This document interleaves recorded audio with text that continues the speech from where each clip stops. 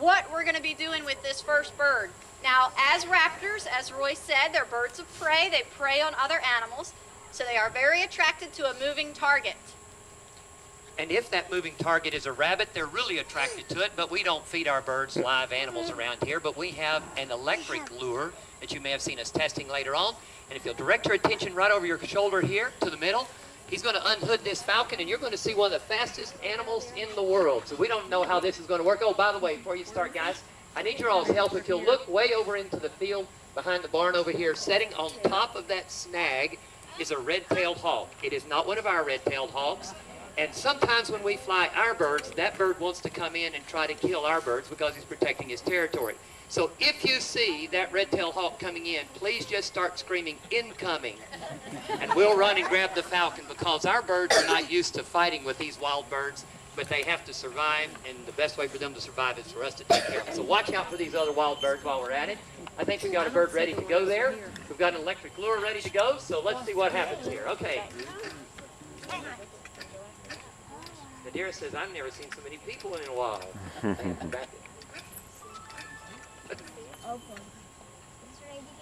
Come on, Nadira. Here we go. Here we go. And she's chasing that electric rabbit. You see those long, pointy wings that all falcons have? And give it another shot. And she nailed it. Good girl. All right. Now, how can a falcon fly that fast? Well, there's all kinds of features that falcons have that allow them to be extremely fast birds. You'll notice that this bird has very pointed wings. Later on, you'll see some slow birds, and their wings are very rounded so that they can fly in a different way. This falcon also has hollow bones, as all birds do, but that allows the bird's structure to be very strong yet very lightweight. Everything about this bird is economized for weight and strength, but even that won't do it. It takes some special design in order for them to work well. Let me give you an example of the way that their body is rearranged in order to accommodate this fast flight. Generally speaking, on a healthy man, about 1% of his muscle mass is in his pectoral majors. That's the chest muscles right here. In a falcon, about 15% of their total muscle mass is concentrated in those pectoral muscles. Now, in addition to that, they have other bone structures that are different. Our sternum is very flat. The bird's sternum is shaped like this, so that it forms the keel, like the keel on a boat, which gives the bird a mechanical advantage. So the bird's muscles can operate across that keel, and that gives him the leverage of having the muscles placed in a different location. So this all allows the bird to fly fast, and these birds really can fly fast. That's right. Falcons are the fastest animals on the planet, much faster than a cheetah. And I think that's electric. And they're I much had a faster. sneeze attack, but I overcame it. And falcons are incredibly fast, as I was saying. We have 3 different species of falcon milling about here. The one that you saw fly, that Andrew has, is a saker falcon. Saker falcons are from the Middle East. They're not native to this country. However, these other 2 species of falcon are. Catherine here has an American kestrel that some people call a sparrowhawk, and Samantha here has a peregrine falcon. Now, we have another falcon species that's native here as well, called the merlin, but all 3 of these falcons, even though they're very different species and have different sizes, have a lot of similarities. Very fast-moving birds. They're fast-moving also because of the long, pointy wings, the aerodynamic shape of the wings, and the streamlined body.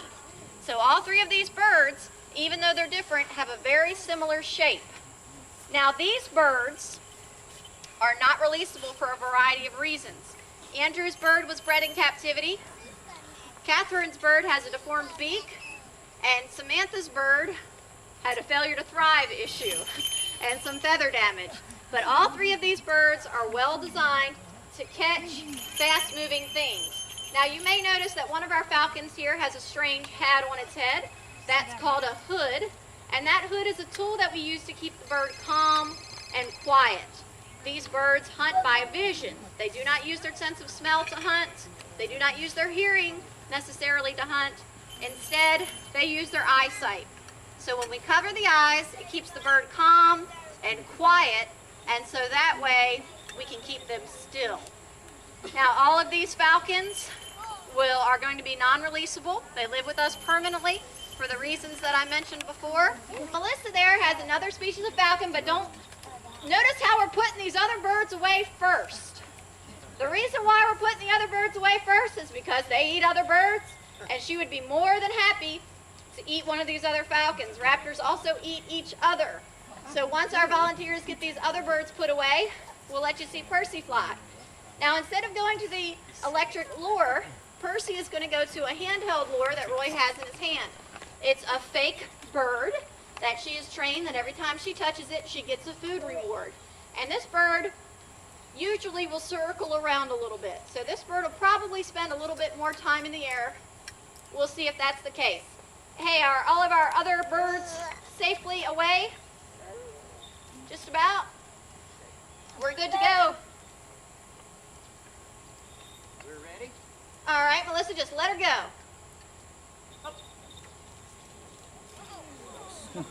Now you can see that long pointy wing shape.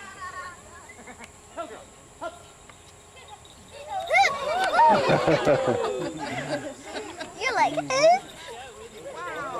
Right over your heads there. And very athletic. Do you see how she used her feet to snatch and grab? You got a good look at that long wing shape. The word falcon comes from the word falco, which means sickle-shaped.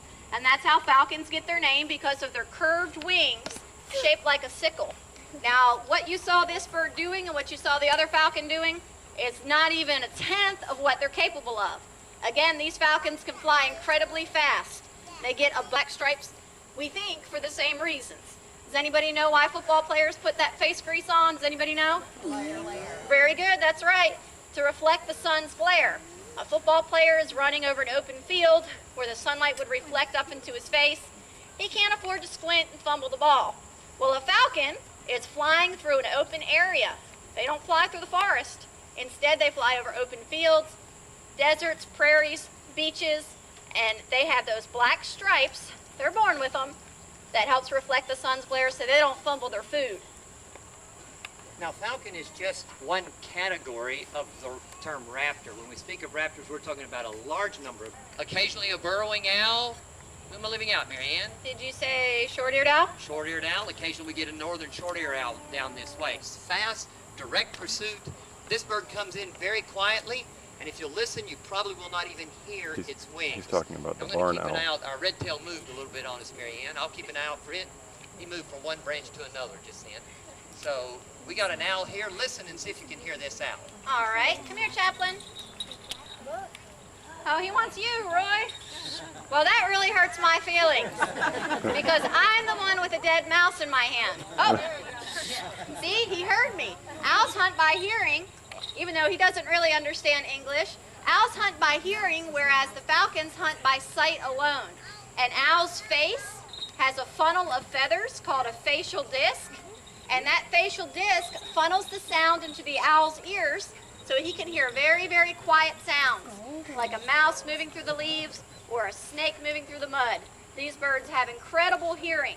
And also that silent flight that Roy mentioned. They have fringes on their feathers that allow their wings to cut through the air with very little resistance, so they don't make a loud flapping noise, which is great because they need to sneak up on their food. Let's listen again while this owl goes back to Eva.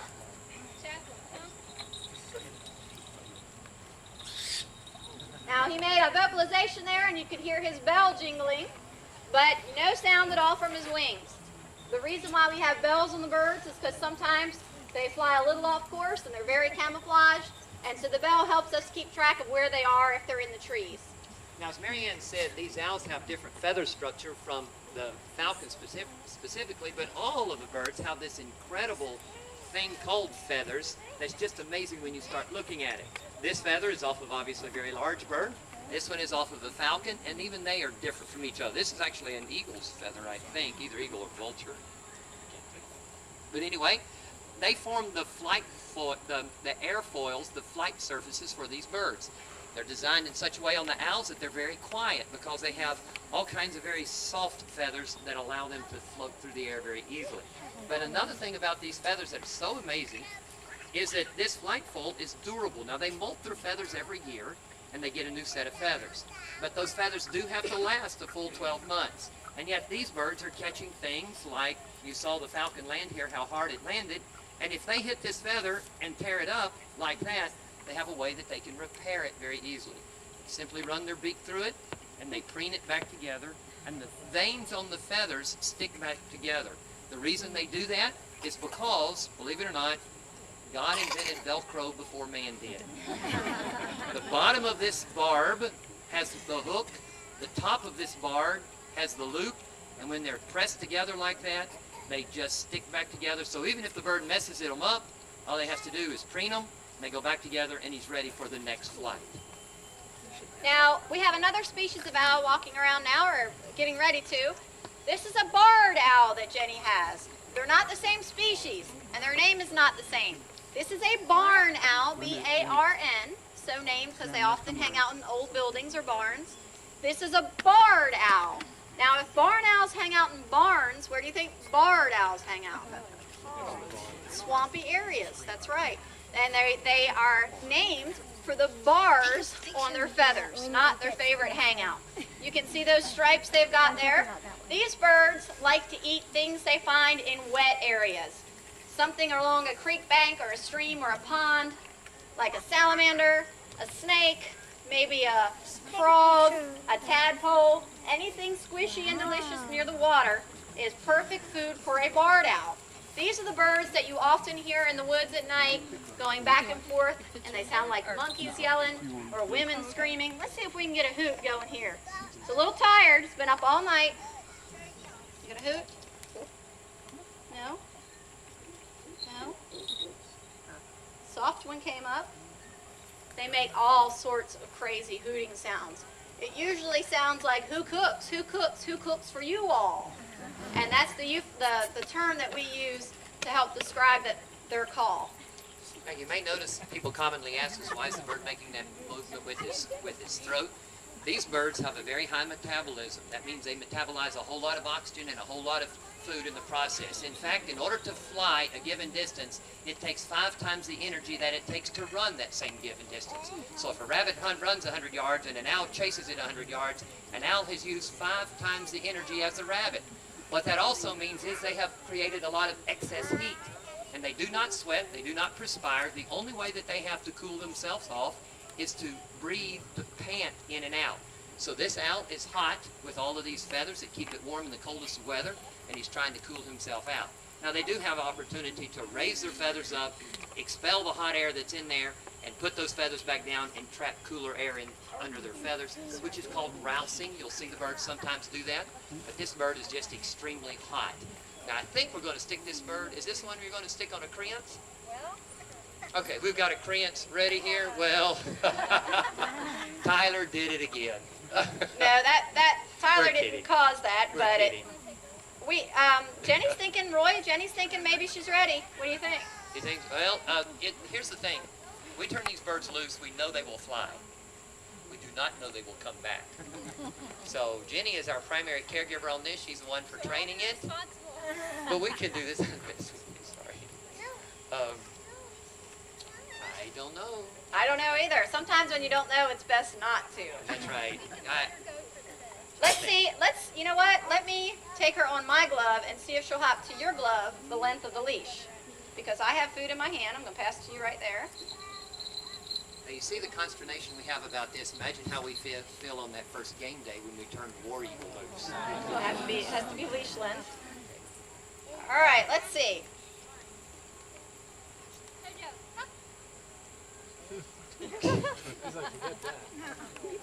But I also have to understand, these birds are such efficient predators that they do not have to be real smart. She's looking at it. There we go. I had to give her a little push, but she was happy to come. Well, good. Come back.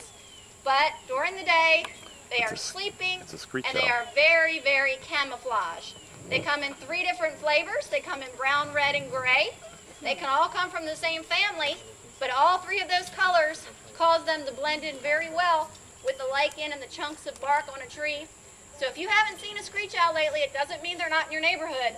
It just means they're busy while you're sleeping, and during the day they're resting very camouflaged in the trees. Okay, let's switch gears again. You've seen the falcons that fly very fast. You've seen the owls that are very stealthy in the way that they fly. Now let's look at the garbage collectors of the natural world. Now usually when we come out here, we have some of these birds fly over because they are so common. You see them everywhere sitting on the side of the road. These are vultures. Now you may be like me. You've been raised calling them buzzards, and that's okay. That's a slang term for them. Technically speaking, a buzzard is a European hawk. But when the settlers first came to this country, they saw the vultures flying. They thought they were hawks, so they called them buzzards, and the word stuck. Now, we have two species of buzzards, or vultures, here in Alabama. One is the turkey vulture. It gets its name because it has this red head that reminds us of a turkey. The other species is the black vulture, which is black all over. But, as you will notice, both of these birds have white legs, or at least a white tint, a gray tint to their legs. There's a very good reason for that. These birds have to stay cool too, but they've got a very neat way that they stay cool. You know what bird mess is like. It's very liquidy. It's almost the water when it comes out of them. Well, these birds actually defecate down their own legs. And when that evaporates, it carries off some of the heat and cools them down. But it probably does something else too. It also cleans their feet. Now that really sounds strange. You think about something using the bathroom on its own legs to clean itself off. But remember where these birds are standing all the time. They stand on and feast on dead dogs, dead deer, dead possums, dead raccoons, anything they can find. And that's the kind of stuff they have all over their feet. These birds don't have grasping feet like the other raptors do. Instead, they have flat feet that they stand on the dead animal with. They put their head down and pull back with that long, sharp, hooked beak and tear off hunks of meat, which leaves them with all sorts of lovely germs and bacteria on their feet. Well, what comes out of them is cleaner than what goes in. And so they rinse and disinfect their feet with their own droppings, which is really unusual, but it works for the vultures. And I know that sounds yucky, but they're actually not dirty birds. Although they're covered with their own droppings, they're actually very clean. They take good care of their feathers. They spend a lot of time preening them, as Roy described earlier. Sometimes you'll see vultures sitting with their wings out so that the UV rays will beat down on their feathers and help kill germs. You can see they have a huge wingspan. Those wings are designed to soar, not fast like a falcon, not strong like an owl. Instead, they are slow and patient because their food is already dead. Now, vultures have excellent eyesight, but they also have a sense of smell, and that's very unusual. Very few birds have a sense of smell. Maybe your mom told you when you were little that if you touched baby birds, its mother would smell you and reject it. Raise your hand if your mom told you that. That is not true. She just didn't want you bringing baby birds home. And it is a bad idea to mess with baby birds because you can stress them and scare the mother, but most birds can't smell. That's because they eat boring stuff like birdseed and nuts and berries and fruit. That stuff is boring. These birds eat interesting stuff that has quite a stench to it, and so a sense of smell helps them find their food. When they eat a rabbit, they're not attracted by its movement because it's not moving. Instead, they would be attracted by its decomposing smell. So these birds have excellent eyesight, but also a good sense of smell. Now you'll notice that these birds' wings are shaped very differently from the falcons and very different from the owls. As these birds flap their wings, you hear them swoosh, swoosh, swoosh, making that noise. And there's a good reason for that, and that's because dead rabbits can't hear them coming. And so they can just make as much noise as they want to coming in. Their wings are also very large, and they're very broad. That allows these birds to soar. Now, their typical soaring flight is what you will see, and I keep watching for one to come around, and I don't see even Willie. We have one around here that's a wild bird that we have named Welfare Willie because he will always come and eat from us for free. But you'll see them soaring around. Their wings are designed in such a way that they can fly very slow. Do we have any pilots in our group today? Any pilots in our group? You're a pilot? You have flaps on the airplane? You only wish you had the control over the wings of your airplane that these birds do. You'll notice when these birds are flying overhead, it looks like their fingers are out. Those serve the same function as flaps on the airplane. They allow a point where that the air actually compresses and it increases lift when it speeds up. And so they open those wings up, they catch a thermal riding it up, and they can, without flapping their wings, just go up thousands of feet. In fact, the highest air strike, most airplane strikes with birds occur under 500 feet. If they can ever get up above 500 feet, most of the birds are under 500 feet. But the highest airstrike on record was a naval trainer jet at 29,000 feet, and it hit a turkey vulture. Now, I don't even know how a turkey vulture would breathe at 29,000 feet, but the naval pilot ran into it. I guess it didn't breathe much after he hit it. But anyway, the turkey vulture and the black vulture are common around here. People often ask us, how can you tell the difference between the two? Well, there's a couple of ways. First of all, the black vulture has a shorter tail. But even if you can't compare it with another vulture nearby, and sometimes you'll see both birds in the same thermal riding it, the black vulture has silvery wings only down about this far.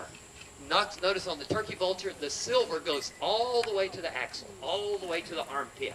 So if it has white silvery wings all the way to the armpit, it's a turkey vulture. If it only has silver on the ends of its wings, it is a black vulture. Now, I think we're going to fly this bird, and Catherine is its primary caregiver. And Catherine, you've done some significant training on this bird in preparation for the Alabama game, haven't you? She has trained this bird to come to a dead elephant. Okay, here you go. Not a real dead elephant, just a... There you go. Exactly what we want to happen. Now, vultures are usually seen where there's carnage, which hopefully does describe the Auburn-Alabama game coming up in a couple of months. You can see how that vulture runs around on the ground and comes to Catherine for its food. Also notice its bald head. Vultures hardly have any feathers on their head because when they find a dead animal, they stick their head way up inside to get all the good juicy stuff out. If they had feathers all over their head, they would quickly become caked with germs, bacteria, blood, guts, things like that. So these birds stay very clean, even though they stick their heads in some yucky places. Now, aside from the bell, you can hear that flapping and rustling of his wings. As Roy said, very, very different. Remember how the owl has to be sneaky? Well, vultures can be as loud and conspicuous as they want, because their food can't hear. It's already dead. Now, this is why we can't let this bird go. You see how crabby he is? This bird was raised illegally as a pet. Vultures and all raptors are protected by state and federal laws, and native species cannot be kept as pets. Since this bird was raised by humans, he's not afraid of humans. Therefore, he will tussle with a human just as he would his own vulture brother. And so he needs to be kept in captivity where we can keep an eye on him, because he's a handful, and he would get into trouble very quickly if he was released. Now that beak that she's fending herself against, that's the way he normally gets food. And even though it is an aggression towards her, he just knows that she has food, and the only way he knows to get food is to grab, bite, twist, and pull. And that's okay as long as it's on the elephant lure, and okay if it's on her glove, but it doesn't feel good if it's on your leg. So this is Kramer. Now you'll see, like Marianne said, a lot of people think that they're ugly birds, they're dirty birds. They're not. This is the way that birds will sun themselves. And you see they almost have an iridescence to them, a reflection of the UV light. It really is a magnificent bird there. Okay, so we've talked about falcons. Now the reason that bird is sitting on that snag is because of what the bird likes to eat and its preferred habitat. That bird, I know, lives here in this area, and when they cut this hayfield around here, that bird actually follows the tractor because he likes to eat the rats that are out here in this field. Now these rats provide the perfect meal package for a red-tailed hawk like this one. Now this is Samantha's bird. She's the primary caregiver of Dozier here. And a rat is just ways that we can conserve and take care of our environment is by taking care of the predators. Several years ago, a study was done. Have brown striped tails. Sometimes, since red-tailed hawks come in all different colors, sometimes their tails are darker than this or lighter than this. They come in different sizes too. Sometimes the females are much larger than the males. It looks like that one sitting over there in that tree, which has moved. Where'd it go? It's gone. Keep our eyes peeled for that one. Sometimes those birds are females when they're that large, and females are generally larger than males. And piece of eagle we'd usually find in Alabama besides Auburn. besides Auburn? What species of eagles? Anybody know? Yes. Very good. Bald eagles. And bald eagles live all over Alabama and all over the United States. They are a wonderful success story. They used to be an endangered species, and now they are not endangered. In fact, they are not threatened. There are 2 bald eagle nests within a couple miles of where we're sitting right now, and they are everywhere because we have a lot of water and therefore a lot of fish, and that's what they eat. However, we are not going to show you a bald eagle today. Look for a bald eagle tomorrow. But today, we're going to show you the other species that's most common in our country, but not so much in Alabama, which is the golden eagle. Now, when you see this bird fly, you'll understand why he doesn't live in Alabama. First of all, he's got huge wings, big soaring wings, but he doesn't eat fish. No room for those wings to move around in the trees, no interest in flying over the water. So instead, he has to live in wide open places like the prairies, the deserts, mountainsides, where he can catch things like jackrabbits and foxes. People commonly ask us, how do we train the birds to fly at the game? We'll give you a little inside information here. We do it by doing what we're going to do for you over and over and over. I'd like to say that the eagles like me, but honestly, I hope they don't like me too much. They don't come to us because they like us. They only come to us because they're hungry and they know we have food, and we have trained them through operant conditioning to come. This is the lure. In fact, this is the one we practice with all the time at the stadium. That bird knows that if he touches this lure, he gets to eat.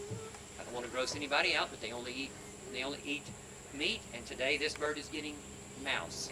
And so we're going to call him down from the top up here, and we're going to do it just like we do in the stadium, and we'll open it up, and you'll see this large, powerful predator come down and slam this lure. Okay, guys, turn him loose there, please.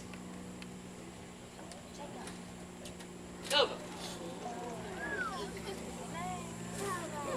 Did you see how fast he hit that? That's because in the wild, that would have been a jackrabbit. And you can't dilly-dally when you're catching jackrabbits.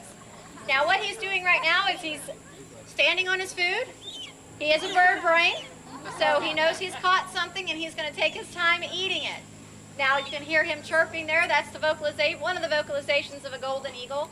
And he's also giving you a good look at that golden head. These eagles get their name from those feathers there on the back of their head. Now I'm going to come over here and try to help get him off his fake rabbit. Let's see here. I got this. Now you notice we put on thicker gloves and larger gloves. These birds are very protective of what they have caught in the wild. If something came up to take it away from them, they'd simply fight them back. So we're going to let him eat. Just bear with us. We can't rob him, or we will ruin all the training that we have done with him. He's got to know if he touches the lure, he gets to eat. So we'll encourage him to eat, but we definitely will not take it away from him. All right, bud, here you go. Give you a tidbit. There you go. Ouch, that hurts. And you notice that I immediately hid his food, or the lure, so that he would know that it was gone. Again, he can't do math or anything like that. Instead, when his food is gone, he knows it's gone. And since he can't see it, and he doesn't have a sense of smell, if he can't see it, it's out of the picture. Marianne, I need to reward him a little bit just so he won't get a bad attitude about it toward me. And you see he's saying, hey, somebody's got my food. I'm going to throw some food down on the ground, let him go to it, and then hopefully he'll cool down a little bit when he realizes he's eaten everything that's coming to him. He's probably going to hang on to my glove. Like Marianne says, he's a bird brain. He forgets to let go sometimes. And so it's not unusual. There's nothing wrong with him. He's just messing up. All right, buddy. You ready? Up. There you go. Okay, now we'll let him eat that. We'll let him cool off a little bit, probably when he starts pulling at grass. There we go. That means he's through. In the wild, he would be pluming his rabbit, pulling the feathers off of it. We'll try to get him to step up on his own. It's a lot better than forcing him to. Nova, come on. Nova, come on. Now you got to remember, a bird like this is powerful enough to catch something like a fox, or a small wolf, or a small deer. If you're eating things like foxes, you can't have a personality that's a little timid. Instead, you have to be a fast-moving grabber who puts your whole heart into that commitment when you decide to grab. So that's why it takes the eagle a while to cool down, as Roy put it, because his life depends and his well-being depends on not getting injured by his prey. So when he makes the commitment to grab something, it takes a few minutes for his brain to switch into its gone mode. So he stays excited for a little while because that's how he's designed, because of the nature of his of his lifestyle. Now when when Eva brings the bird around, you'll notice how large his talons are. This bird is lightweight. He's not as heavy as he looks. He only weighs about 8 pounds or so. However, he's strong enough to kill something that weighs 70 pounds or more. That's because he can hit it at incredible speeds. Sometimes eagles fly over 100 miles an hour. Also, he's stronger than a man. The strongest man in the world would be on his knees if this eagle squeezed him. They have incredible crushing strength in their feet, and he has 4 big needles on each foot. Those talons are long, and they're curved, and they're backed up by those incredible leg muscles that would push them into his prey. Very strong, powerful birds. Now, Eva's got a good hold on this bird, and so you don't have to worry about it. Just don't try to reach up and touch it. We're going to put this bird up, and then later on we'll get it back out. We're going to set it in the shade, and we'll get it back out when we're through with the program. If you'd like to have a photograph of it up close, we'll be glad to try to accommodate you. We do have another program at 6 o'clock, so at some point we'll have to leave and take off to the other program. Now she's going up into a tree. Hopefully she's going to follow Roy as he simulates a rabbit hunt. Now the reason this bird does this is because the bird was a falconry bird. It was trained to follow its falconer along. There you go. Moving up from tree to tree, watching for the falconer to make a squirrel or a rabbit move. She's watching him. Evidently she's looking good, Roy. Yeah. I'd love, well, couldn't do it, but I'd love to jump a rabbit right there and let you really see it, but we can't do that. She's doing great. Now we're going to jump an artificial rabbit here in a minute. Okay. Tell us when you're ready, Roy. Okay.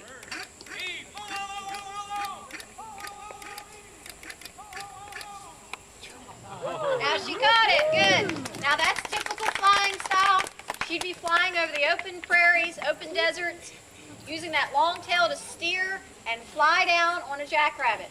So those birds are very strong, fast, and powerful. She doesn't know that that's not a real rabbit she caught. That's why it's a delicate procedure to get her off of it. Because again, you don't want to rob her and make her resent your approach. And so they have to take their time, let her eat some of the rabbits, and then get her off of her kill. Well, now that's just about all of our program.